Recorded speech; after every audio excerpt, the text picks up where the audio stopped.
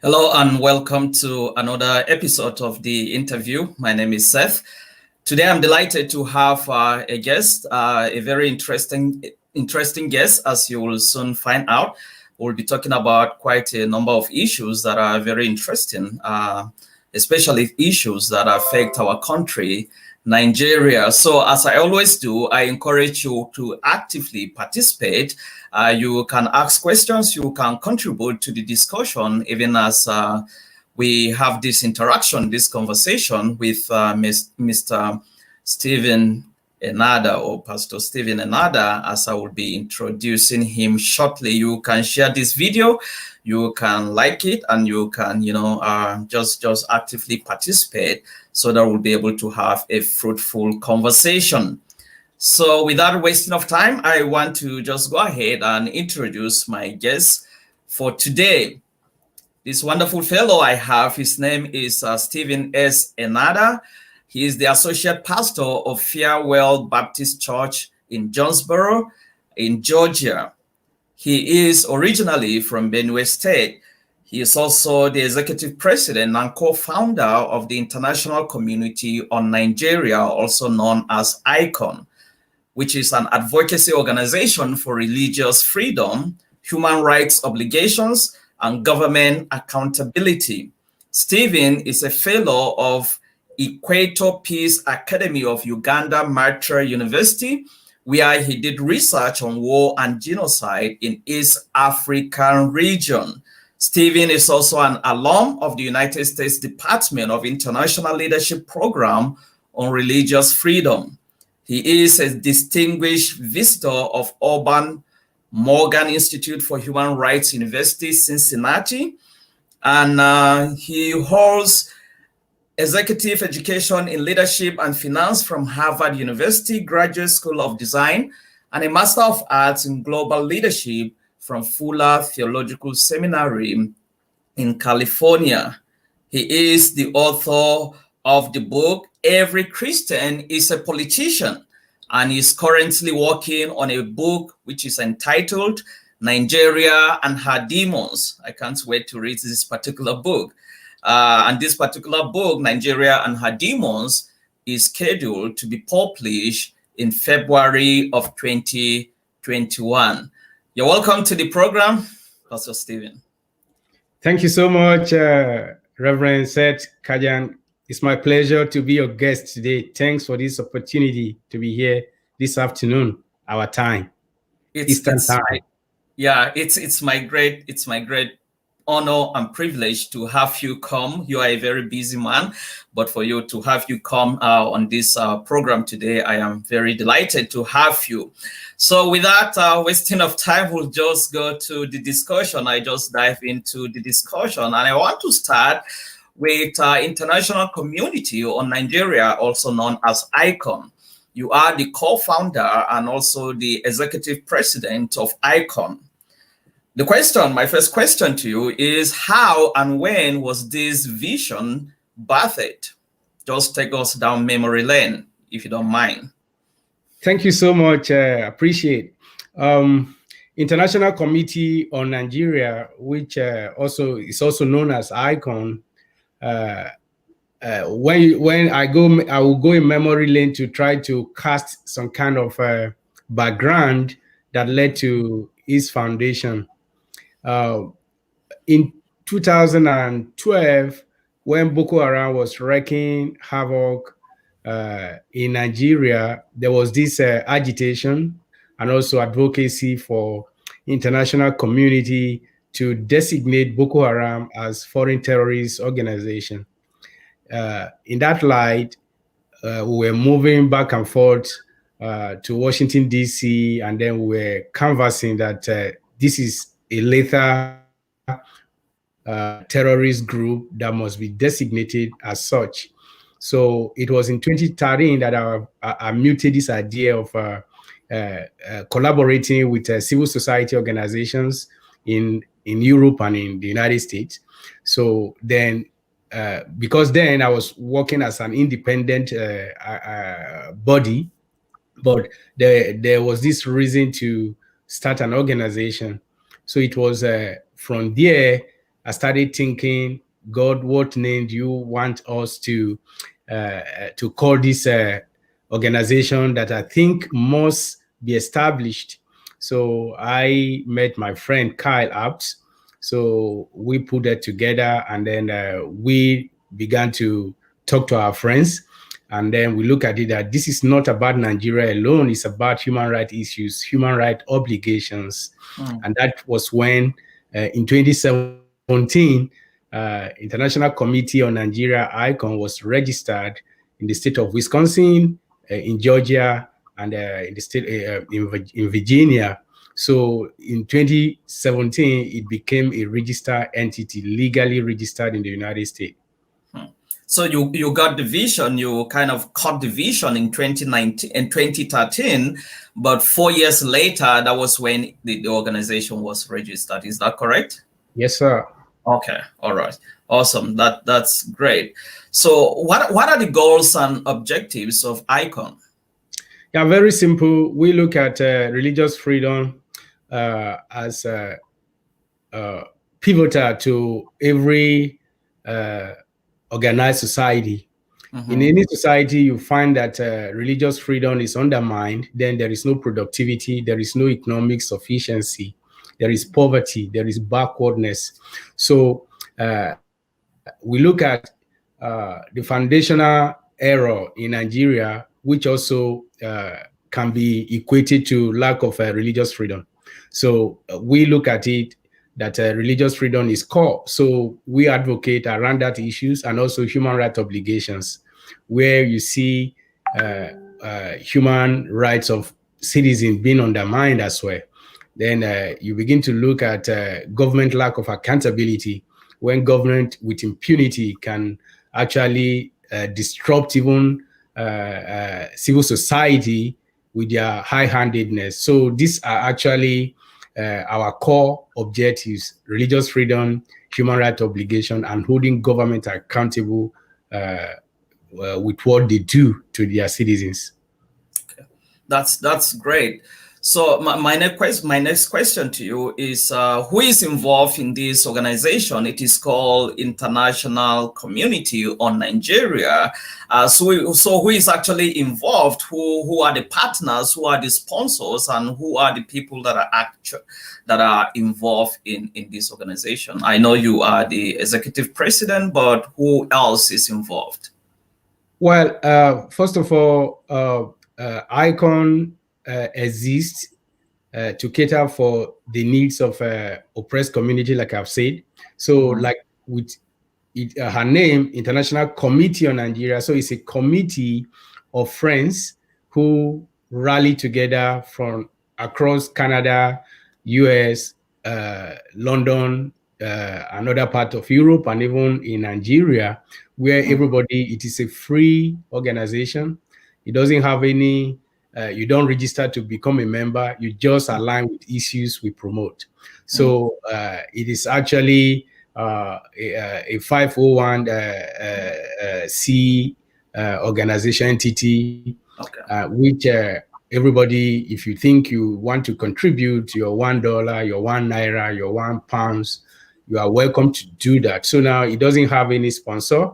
It just have free will global citizens who are coming together, who might feel the need to contribute, not just monetarily, but to contribute based on issues and also based on ideas to make sure these issues are rectified.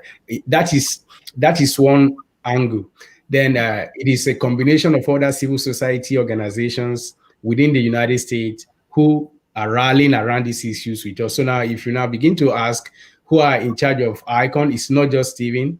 Many people are in charge of ICON because they promote the issues, they advocate along the issues we are raising. So, but we try to engage Congress men, women, senators, US government, UK government along these issues to make sure Nigeria government is held accountable in this circumstance we find ourselves. What are some of the achievements that ICON has been able to achieve, using the word to define itself, or I'm still using the word, what are some of the achievements that ICON has been able to achieve? What was, just tell us some of the things that ICON has been able to do over the years, about 3 years of its founding to date. Well, because like I said, going back to 2012, 2013, that we started this a concerted effort to mobilize civil society groups, especially in Washington, D.C. We are able to, first of all, rally other civil society organizations to making sure Boko Haram is designated as foreign terrorist organization. So that is a huge accomplishment. And then also through other civil society organizations, we're able to send a memo to President Trump to call out President Buhari in 2018 when he visited, so that on religious persecution, especially against Christian, targeted against Christian in Nigeria. Then also we're able to work to make sure Nigeria, because of lack of religious freedom, is designated as country of particular concern, and Boko Haram and Fulani militant are designated as entity or entities of particular concern. So we are able to bring about, one, the issues that is happening in Nigeria to be acted upon, and there are different congressional hearings through Lantos Commission, because we continuously push for this hearing. A lot of decisions have been taken on this aspect that we are raising. So now, if you look at the scorecard is, first of all, that this discussion about persecution in Nigeria and the terrorist activities have been elevated to certain point, and then a lot of awareness have been created around that issues. And so I think that is a summary. There are many other scorecard success story that I can share, because now nobody can say it's not being heard. And also we are party to taking Nigeria government to International Criminal Court in The Hague. That is huge. And also we're able to design what we call silent slaughter incident calendar, a tracker that if you go to silenceslaughternigeria.com, you will be able to monitor killings that are ongoing in Nigeria each day. So we are able to design that calendar where anybody who wants to know what is happening in Nigeria regarding killings as a result of these terrorist activities, you'll be able to monitor that. So because the question of where are the evidence, now we are able to resolve that. There are evidences are there now, and you can track it in our daily calendar. So that is, and then we also are working hard to make sure an envoy is not just sent to Nigeria, but sent to Nigeria and the Lake Chad region, so that there will be coordination of international community to be able to end.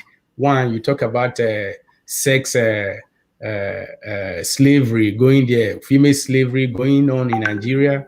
You talk about the sexually trafficked individuals across the Mediterranean coming from that region. And then you talk about the arms conflict, who are those supplying. So now we need to make sure we bring international community attention to these issues. And with that, then international community will be able to harness her resources, intel, to be able to resolve these issues, just like what they did to ISIS in the Middle East. So my question, somebody watching this may be wondering, is ICON only representing the Christian community in Nigeria, or a division cuts across boards? Do you have any instances of also trying to represent, say, the Muslim community that may be persecuted? Sure. In 2018 December, because of persecution against the Shia leader El-Zaki Zaki and his group, we were able to elevate and bring that to the table and then the group were hosted in United States International Commission for Religious Freedom, USAF. So that was December 2018. So that was when we canvassed. You know, when you talk about religious freedom, when you talk about these issues, it's not about Christian obligation, it's about human right obligation. And when you talk about human right obligations, this includes Christians and non-Christians. What that means is that either you are a Muslim or you are a pagan or you are a Christian, your human right, fundamental human right to religious freedom must be respected, must be respected in light of the constitution of that particular geopolitical entity. So this is why we were able to canvass and advocate for Shia. So now when we are mentioning, it's just that you talk about persecution proportionally in Nigeria, you can begin to devolve our discussion into what is actually the driving force or the ideological force behind Boko Haram. They say Western education, and they say they want to declare Islamic Caliphate, meaning any other ideology in existence in Nigeria must be annihilated. So that which we know is Christianity. So if you see Icon talking more about religious freedom, it doesn't necessarily mean we are talking exclusively in terms of Christianity. Let me just tell you also, even though you can say International Committee on Nigeria, we are currently advocating for even minority groups in Pakistan. And also we have been signing a lot of memo against Chinese Communist Party that is actually infringing the Uyghur Muslims in China and other minority groups in China. So it is not, we are not absolutizing Christian persecution alone, but we are talking about human rights issues that affect communities in Nigeria and around the world. Yeah, it is interesting that you are mentioning, you know, China and also Pakistan, but the name of the organization is International Committee on Nigeria. So we probably in the next coming years may be anticipating a change of name, maybe to International Community on the wall or across the globe or something like that. What I tell people when you talk about values, values are can be transported anywhere. Why can't Nigeria now? When I'm talking about the United States will not change her name, but the United States can actually talk about other issues around the world because it is about human dignity, it's about human rights, it's about democracy. It's about religious freedom. So now, for me, I will not see any reason why name will be changed because if you are, for example, if you are ECWA as a denomination, you don't need to change your name to be a missionary to China. You are ECWA, but you are trying to transplant values there. So now, I think, yes, the name might be like International Committee on Nigeria, but with once we are self-sufficient in the sense that we are able to resolve our problem, then there is no need to even change it. It's just like International Committee on Nigeria, like another entity is trying to help other community around the world. It is about the value rather than the name. Okay. That makes sense. Thank you. We'll look forward to see if there is need to do that, we do. But I think you don't, Reverend Seth Kajan is in the United States. You can't change your name to another name. Your name is your name, and then your values are embedded. So I won't say that Reverend said, why don't you, Kajan, why don't you change your name to something here? But I will love a situation, but look at value you are creating through this forum. So for me, it is not about name, rather it's about values. It's about what you can contribute. That makes sense. So you have worked closely with some top government officials here in the United States, including some serving senators, and especially the Secretary of State, Mike Pompeo. How has such advocacies been, and how do you get to even contact these people and work with them? What I tell people is that you have to do what you are doing. You do it well, then doors will be open. We have started. By virtue of what we are doing and engaging and trying to let people see reasons that, first of all, genocide we say is committed in Nigeria, and then we also say religious freedom is undermined. So now I think you can see how a power of resolution, that you are resolved to pursue something, not necessarily making any name, not necessarily making president of this country or that, but you are trying to bring awareness to issues that are germane, and also you are consistent.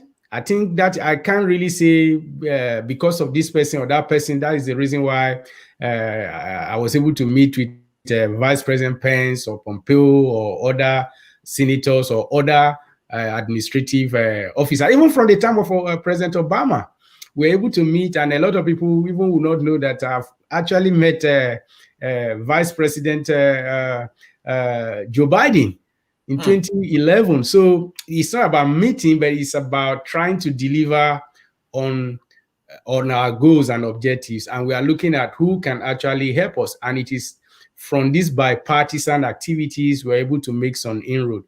Don't forget, it was Senator John Kerry who listened to our plea and designated Boko Haram as foreign terrorist organization. So I keep on telling anybody, if you are convinced like what you are doing now, many people will hear you, many people will listen to you. And before you know it like that, this interview you have been, these conversations you have been having, before you know it like that, will be actually conversing with a president based on issues, president around the world.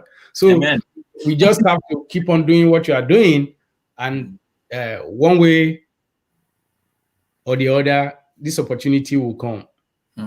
Wow, that's good to hear. Still talking about that, through ICON, you were able to bring former President Olusegun Obasanjo to the United States. I actually wanted to play that video clip between of you and President Obasanjo when he came here about 2 years ago. But we talked about that. We were not able to do that.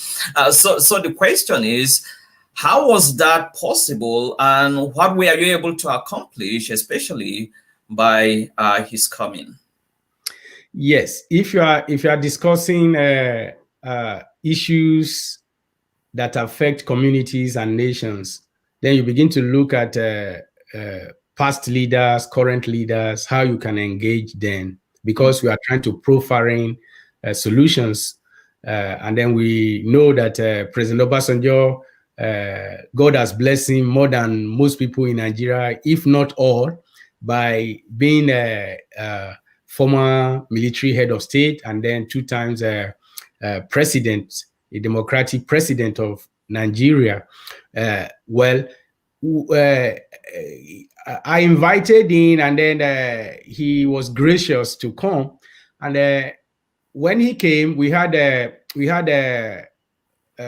press conference at Press Club, Washington, D.C. Press Club, where he was hosted to some Assistant Secretary of State and some congressmen, and also some civil society organizations, to raise these issues that actually killings are going on in Nigeria, that Nigeria fragility is deepening, and then implosion is inevitable if nothing is done. And he's speaking from the position of information, valid information, as former head of state. Then also he were able to host him at Wilson Center, where policy issues are always discussed around these objectives that was set, and also at Hudson Institute, and a lot of other private meetings. But what that actually was able to accomplish is that the former president of Nigeria is adding his own voice to our campaign and advocacy. And then Washington, D.C. policy space is aware that if he has come to speak to what we are speaking, so it helps to elevate our discussion to the level that it becomes incontrovertible. It becomes something that nobody can deny, because Nigeria government is always in denial. So I think he's coming to engage. Washington, D.C., October last year was good, because he was able to discount government of Nigeria pushback that nothing is happening, and that actually lent credence to our activities and other civil society organizations within Washington, D.C. engaging on Nigeria.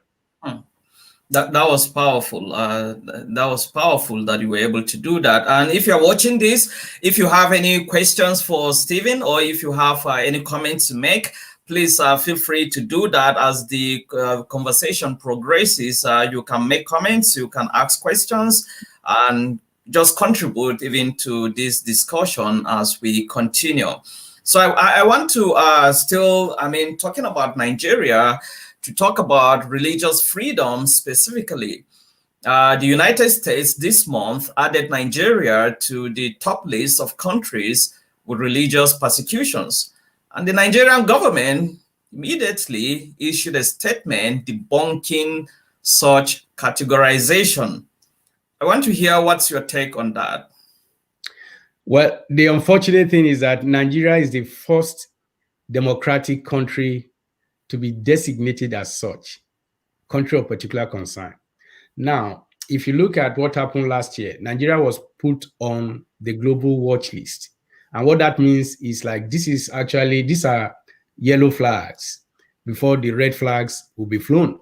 Now, it is not about just, what I keep on telling people, it's not about pushing back on this. This is obvious. One, Boko Haram, ever, like what is happening, you see even the kidnap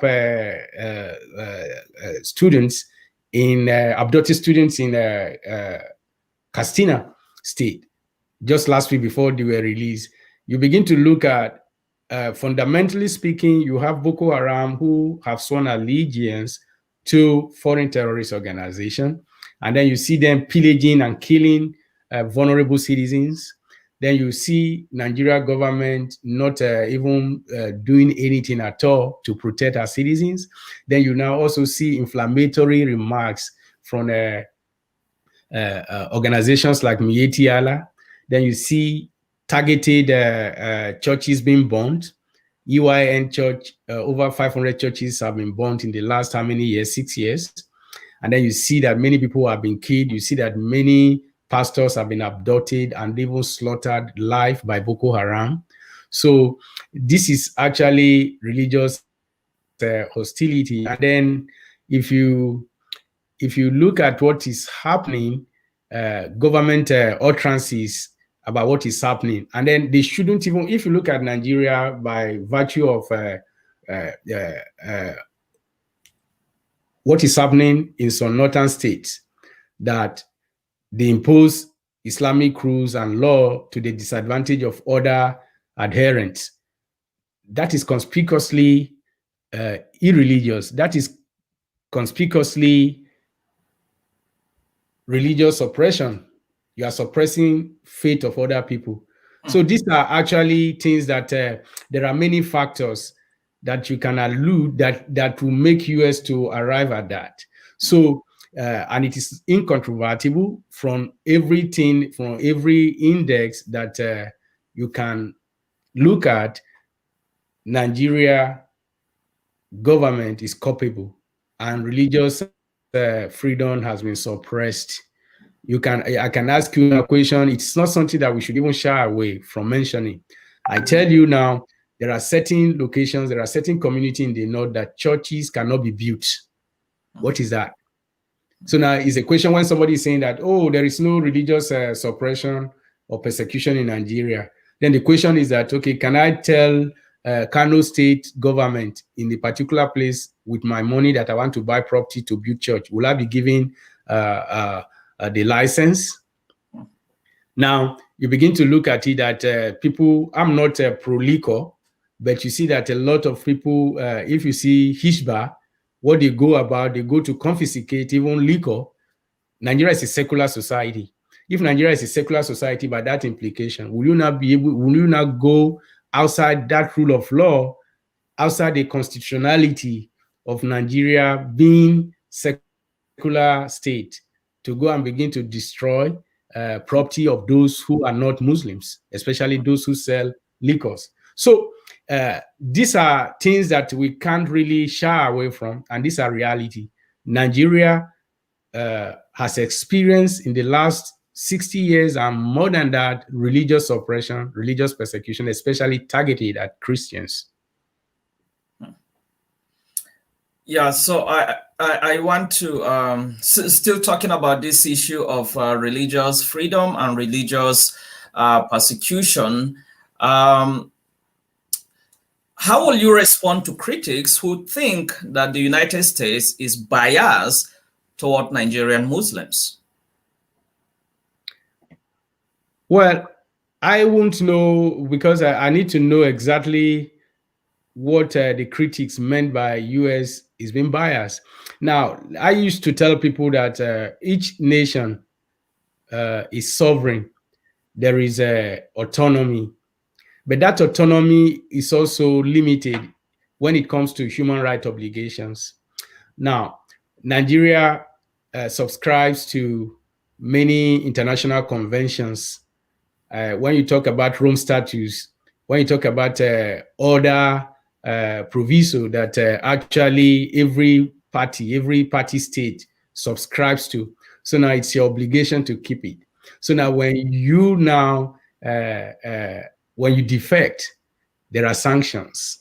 So now, and that is just the reality. So Nigeria signed a treaty, and Nigeria must abide by that. Every party state must abide by that. So that US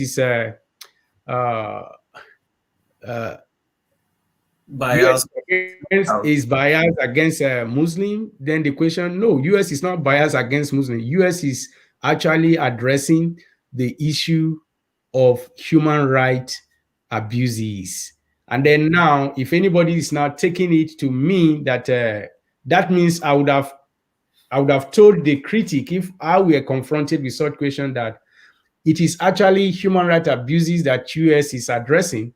And then if you now own it as a Muslim, then that means Muslim is the one perpetrating this. We are talking about human rights issues.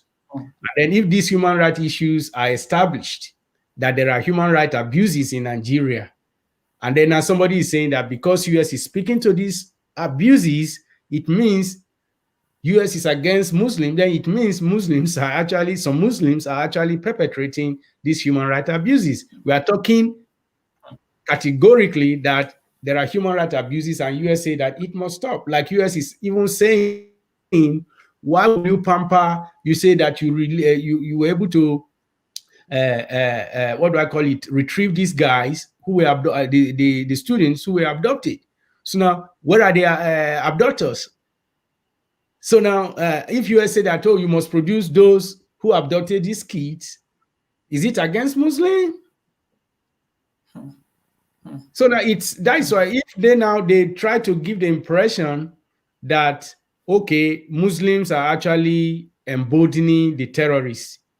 Because if you are talking terrorism must end in Nigeria, abduction must end in Nigeria, human rights abuses must end, and other high-handedness of government must end, and then it is seen as bias against Muslims, then that shows that Muslims are the one perpetrating this, which I don't think is totally correct, but Nigeria state is culpable. And her culpability could be that because Buhari, even during the time of Goodluck Jonathan, who is a Christian, US was also slamming a lot of sanctions. Can we now say US is against Christian? No, because a president is a Muslim, we should not go with that sentiment. is not a Muslim president, he ought to be Nigeria president. But if anybody, because sanctions are coming and designations are coming imposed on Nigeria, and because the president is a Muslim, if it is like seen as bias towards Muslim, then it is the cryptic description of Nigeria lack of patriotism, which has led us to this place that has made such people to be saying such thing. Let me show you a comment here by Emmanuel Junior Zaka. Emmanuel Junior Zaka is saying that in the Congo campus of ABU Zaria, there is still the struggle to build a permanent structure for worship there.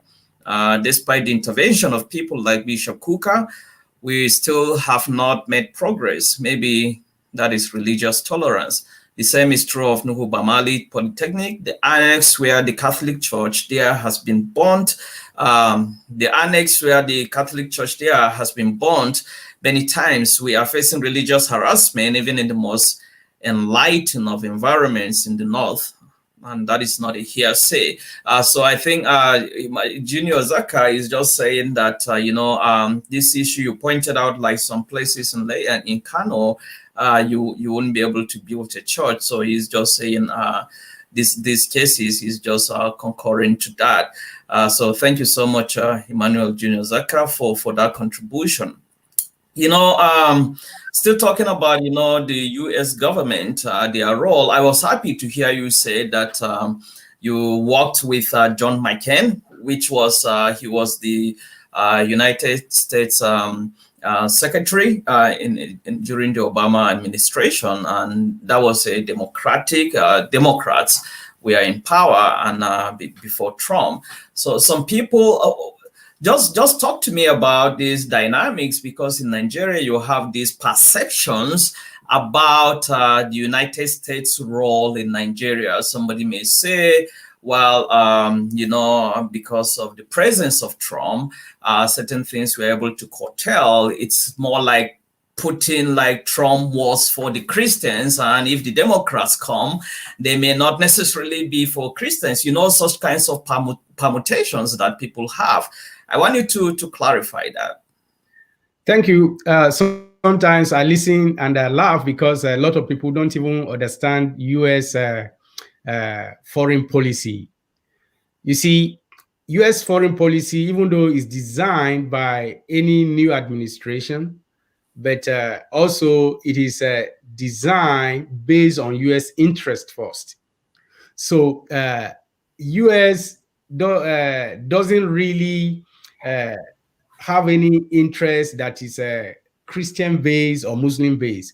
It is U.S. interest. Now, what civil society organization or even some lobbying group do is to understand the trust of any administration foreign policy. Yes, President Trump foreign policy is actually the flagship foreign policy of President Trump is on religious freedom. And religious freedom, not necessarily that of Christian alone, for every minority group, and which has happened in China, in Sudan, before Sudan was relieved, and even in North Korea and in Iran.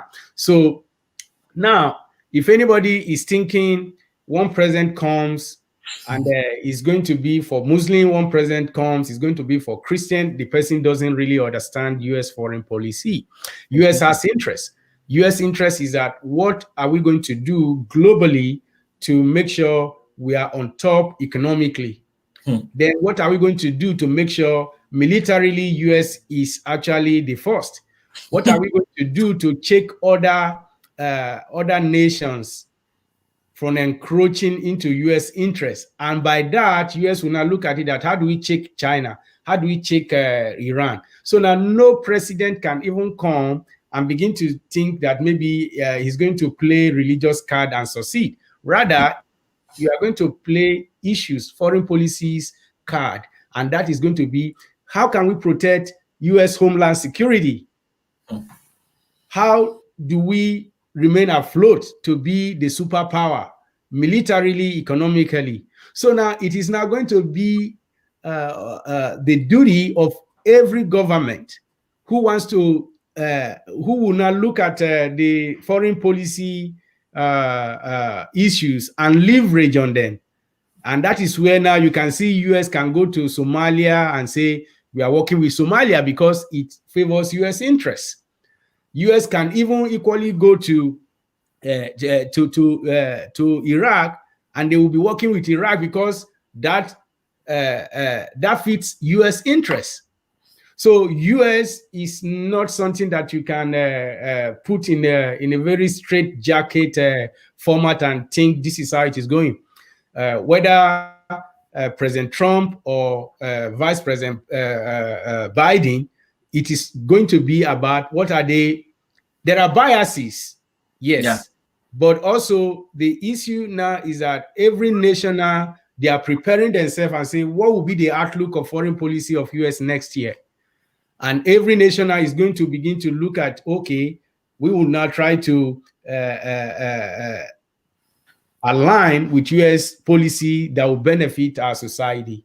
So it's not about Biden, it's not about President Trump, it's about US foreign policy. And it is lack of a country like Nigeria inability to leverage on these foreign policies of US government has always put us in this jeopardy.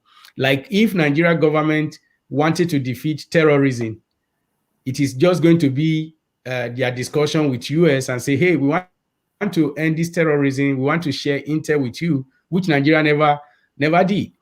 So, and then that means Nigeria will be castigated, Nigeria will be designated by like, country of particular concern, entities of particular concern, and then there will be sanctions and restrictions. Like the brother that was showing about the denial of a chapel being built in the school in Zaria. Mm-hmm. The question is that one thing we lack is cohesion by bringing all of this denial together and be able to present it and say, this is why we say there's religious suppression, persecution in Nigeria. It's not, a lot of people will say, is it happening? Yes, it is happening. So why won't you allow? So now this, we deny, and our denial is making Nigeria to implode. And Nigeria implosion is going to be consequential. I pray it doesn't happen. But if anybody is thinking Biden coming, Trump this, will all this thing, it won't resolve anything until Nigeria will look at these leverage points and be able to connect with it and align with it. And that is how the whole world works. I tell you, in Washington, D.C., almost every country, it is Washington, D.C. is like the capital of the entire world. You have over 25,000 lobbying groups representing different government, different entities, trying to lobby to make sure they make US to be their friend. And that is just the truth. So if anybody is saying this is just lack of understanding. I think this clarification you make is very important because you have these permutations in Nigeria. I mean, because people don't understand the way the foreign policy works. But that being said, don't you think that talking about foreign policies, that somehow the Democrats, when the Democrats are in power, they tend to favor a particular kind of foreign policy. And when the Republicans are in power, they tend to favor a particular kind of policy. Consequently, it may appear as if, for instance, the Republicans will favor religious freedom while the Democrats may not. Don't you think so? Yeah, that is a partisan posturing, and which is correct. When you talk about Republican is conservatism in approach and in intent. Then you talk about Democratic Party. The truth of the matter is that when you talk about Democratic Party, their foreign policy will be for gay rights, abortion, and then all those is what they engender. And that is true. That is true. So, and then they don't hide it. So then that should even be a situation whereby even Muslims should be alarmed, because most of these things, even they don't agree with it. So yes, Democrats have their foreign policy that will be towards reproductive health, that will be towards climate change, which is neither here nor there. But like I keep on telling people, as a Christian, nobody will canvass for pillaging of environment. We nurture, because Bible tells us that from your commentary, as I was reading it, you begin to see that even God has called us to nurture environment, and that is a devotion each child of God must imbibe. So Democrats, yes, have their foreign policy, which may be towards gay rights, gay freedom, and also other reproductive rights like abortion. And that is going to characterize any democratic president in their foreign policy. That, for me, I won't delve into that, because even with that, US, they don't joke with their homeland security, they don't joke with economy, and no one president can undermine that and think maybe he will be successful. US doesn't want their military power to be undermined. They don't want their economic supremacy to be undermined. Even there could be low level, what do I call it, activities from foreign policy perspective of any democratic party administration towards religious freedom. That we know. But that doesn't mean, but the beauty of it is that the civil society organization are the one who usually bring these issues to the front burner. That is inescapable, whoever becomes the president. That's quite interesting. Let's look. You kind of mentioned Boko Haram and the Fulani herdsmen terrorist attacks in some of your comments. I want us to specifically talk about that. From your work and findings, will you categorize the menace of Boko Haram and the Fulani attacks as motivated by religious agendas or something different? Yeah, from our activities and research and tracking, we have come to understand that the modus operandi of these two groups seems similar. So if you look at Fulani militant, you see, let's be factual here. Some people, I'm not here for moral equivalent story that they kill Muslim, they kill Christian. That is going to happen in any society that conflicts exist or that terrorism exists, because there will be collateral damages. Now, what is happening in Zamfara, like I keep on telling people, what is happening in Zamfara is ethnic skirmishes as a result of illegal mining of mineral resources, which they don't even think that China is involved, by making sure they pillage the mineral resources, the gold mining and everything, and then they arm communities, and communities are fighting, killing themselves. So that is different. And also, you look at Sokoto, what is happening is actually ethnic clashes that happen even in other parts of Nigeria. So now you have to be able to delineate this crisis. If not, you lump them together, then it becomes that, oh, people now will say Muslims have been killed also, Christians have been killed also. If in Niger Delta, you see what is happening. And also, even in kidnapping, you have to also be able to situate, you'll be able to delineate and say, this is actually,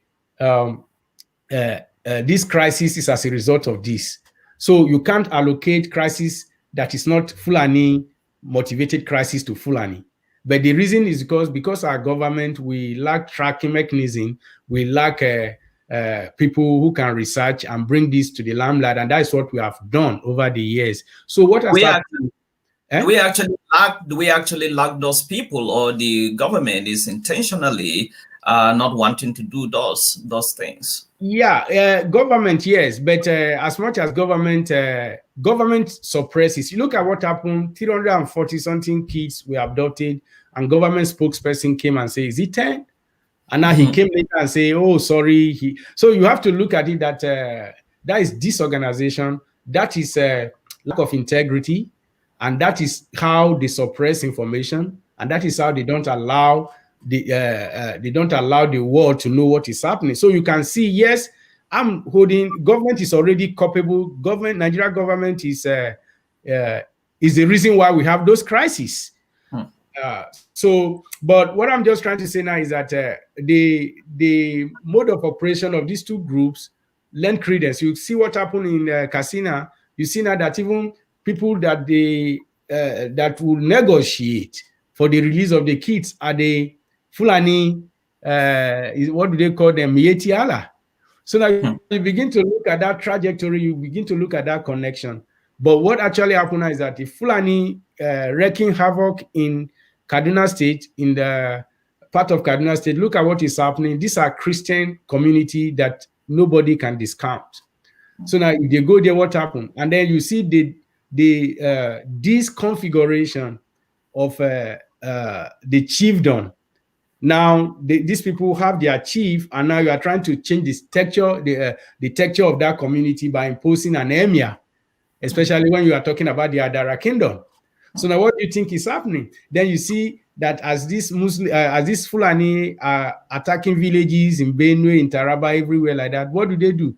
They destroy schools, churches, and clinic. And then let me just say something here. I want to interject before we run out of time. Now, no, just take your time. Yeah. So now you Boko Haram, similar trend, killing, pillaging, and then Okun are not living. That is actually one of the trends of terrorist activities. What Fulani is doing, Fulani militant, we call them militants. Not that all Fulani are militants, but the arm of Fulani that goes here and there to kill, and then they will now encamp, and then they will now make sure maybe they start a community. That is what Boko Haram is doing, and that is what we are saying. Fulani militants are fighting the proxy war. Now, Nigeria government call them bandits. Every form of banditry is as same as terrorist activities. You are just changing names. So let me just clarify something, or ask you to clarify something. Are you in any way saying that Boko Haram may not necessarily be an Islamic sect? No, Boko Haram is an Islamic sect. I've not said anything close to that, except you remind me.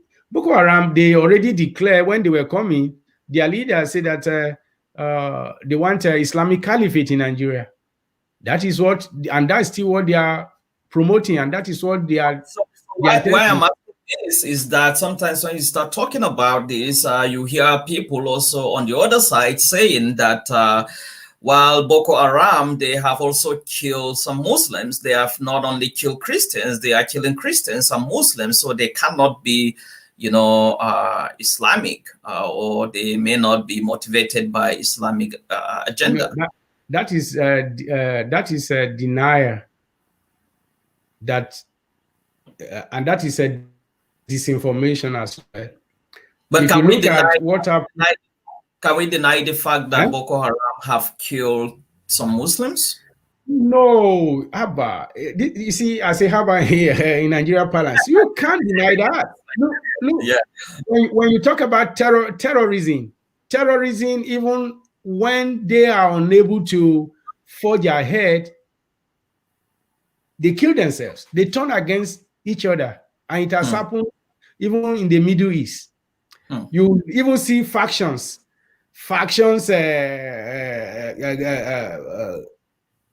from Boko Haram have factions. Even ISIS, they have factions that somebody will want to topple the leaders, and because of that factions, they can even go and begin to attack Muslim communities, which they have done, and then attacking Muslim communities as a result. One, these guys are fighting like guerrilla warfare. They run out of food. They run out of many things many times. So they have to launch on any sleeping community, and they don't care whether it is Muslim community or not. So now those people become collateral damage of their activities. Yes. And I tell you, once they don't see anybody to kill on their way, and because they want domination, they will actually turn against moderate Muslims, because it's all about trying to gain control. And to do that, they want to clear anything on their path. So, but that doesn't change the ideology. Yes, many Muslims have been killed, but that, and for me, it's, if many Muslims are killed, then the issue now is that let every community in Nigeria, let government now work hard and exterminate these people. And then that put pay to like and then you see utterances and many utterances of some religious leaders embodying Boko Haram, and then you now see how many of the Boko Harams that have been arrested, they say that they've repented. Where will you now de-radicalize terrorists? Where in the world does that happen? So that shows you it is government enabling them to continue in that reprehensible activities in Nigeria. And then let me tell you again, they look at it that they don't want school. Now, what Nigeria students, because of ASU strike, actually have been home. Now, the ideology of Boko Haram and that of Nigeria government is same. Because if Nigeria government takes education so seriously, they would have resolved these issues. So now Boko Haram will be happy that after all, education, you see, you destroy a society when there is no education. So I'm telling you, somebody asked me and I say, well, Nigeria government idea and that of Boko Haram regarding education is similar. That is funny, but it's you know, it drives the point. So we can confidently say, boldly say, that Boko Haram is driven by extreme or extremist Islamic agenda, but we cannot say that out of the Fulani, whatever they are called, herdsmen or jihadis or whatever. Can we say that of the Fulani people that are attacking communities? The operations is similar to that of Boko Haram. So now they are just two different strands of terrorist activities. So which they might be united or they may not be united, but the ideology is driven by that radical Islamic ideology, which I think some Muslims are not in support because it affects them also.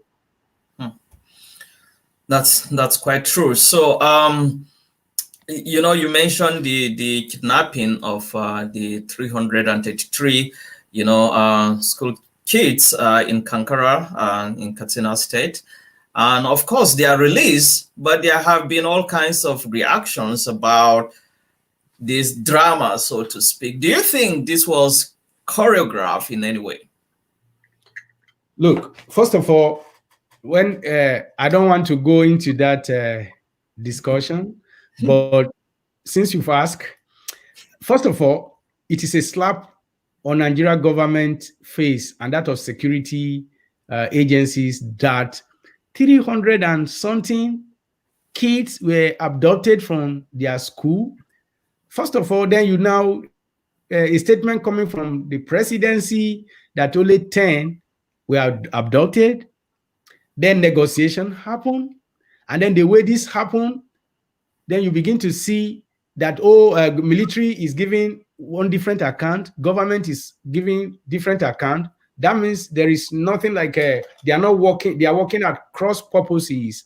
And what I keep on, when anybody is raising that, first of all, even if it is choreographed, if it is a rehearsal to try to put Nigeria government in a good light, that actually still resolves nothing, because every day people are being abducted and kidnapped piecemeal, and it's a shame even for any government official to come and say, "Oh, we did it." Did what in the first place?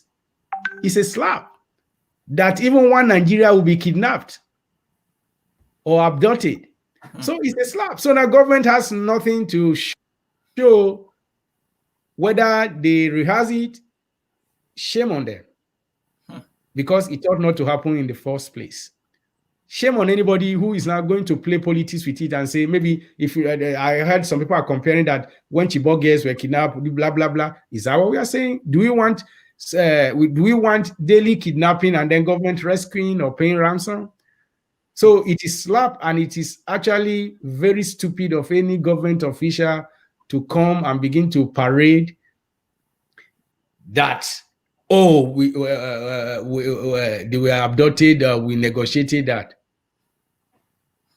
What an inanity.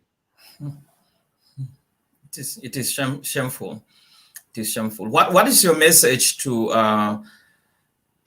Nigerians that have been persecuted, especially from a religious perspective? What is your message to the religiously persecuted in Nigeria? My heart breaks each time, because in every community that there is no religious tolerance, there is no economic freedom. And you begin to see people who can't send their children to school, or who can't go back to their ancestral land or homes because of persecution. I feel with them. But as Christians, as a Christian, I pray for them. And not just that I pray for them. That is why I'm here doing this, to making sure the world hears them and the world acts on their behalf. And I'm looking forward to making sure, like what that brother shared about the deny church group from building a chapel. So we need to begin to document and bring this thing together again to form another document to establish the fact that Christian persecution is ongoing and it has not stopped, and this must stop. And then we look towards what is embedded in the Religious Freedom Act. Now that Nigeria has been designated as a country of particular concern, we begin to look at other sanctions that can be invoked so that government will do what is right. And this is going to be rallying other nations outside the United States to make sure Nigeria government is held accountable. But my message to them is that let them stay strong, and then also they should be very careful.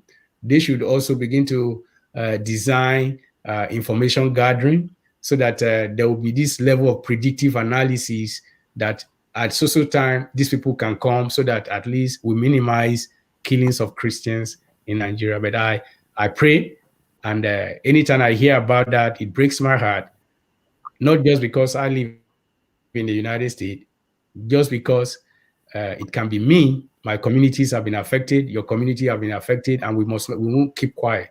So I'm with them. I feel their pain. I pray for them. If President, let's envisage that President Muhammadu Buhari invites you to Aso Rock to have one-on-one meeting with him, what will you tell him? Yeah, this is a good question. What I'll tell him is, because I look, there are Nigeria issues is multiple. I'm just looking at what is going to be I'll just say that he has failed.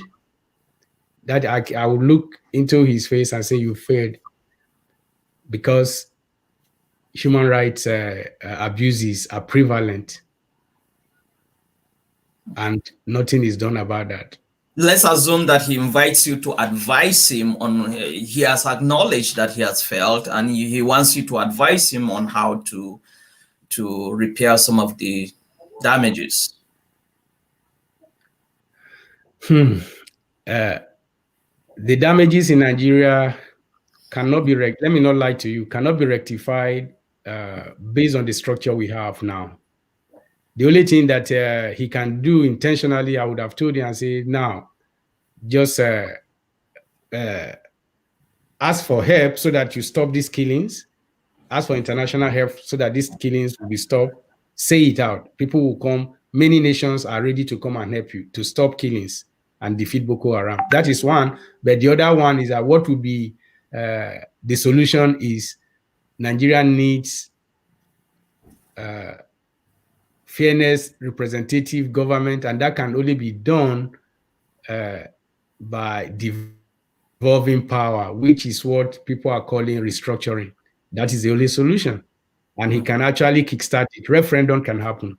That is the only thing. Even if it's not Buhari, whoever is there, whoever is coming 2023 will still do nothing if that is not what will be discussed. And I just want to, you ask me, I have to take a deep breath. And I tell you, advising any president in Nigeria, either now or 2023, either Buhari or whoever is there, is that the solution is to devolve power. Let people have representative government within their, you see what entails here. You have a prince-it, you have a county, you have, so, and in that there is quasi-autonomy.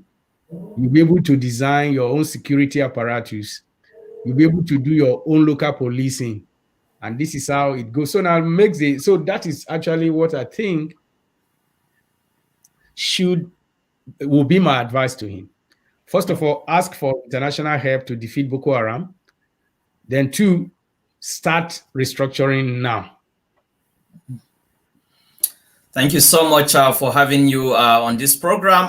Lastly, how can people partner with ICON? How can people, if people want to be involved with what you are doing with ICON or at ICON, how can people get involved with ICON? Yeah, www.iconhelp.org, www.iconhelp.org. You can be able to download, and then we have we produce Silent Slaughter, a booklet of about 311 odd pages on Nigeria atrocity in the last 20 years. And then they can actually download that from www.nigeriasilenslaughter.com. And then they can download the book that I've just mentioned, Silent Slaughter in Nigeria. They can download that. So then you can send us email. You can follow us on YouTube. And we also have a podcast that comes up every Tuesday, hosted by Priscilla Ozodo Acevedo. And also, you can send us email. We can take it up from there. Thank you so much, Stephen. Thank you so much for making time to be part of this interesting conversation. I really appreciate your time.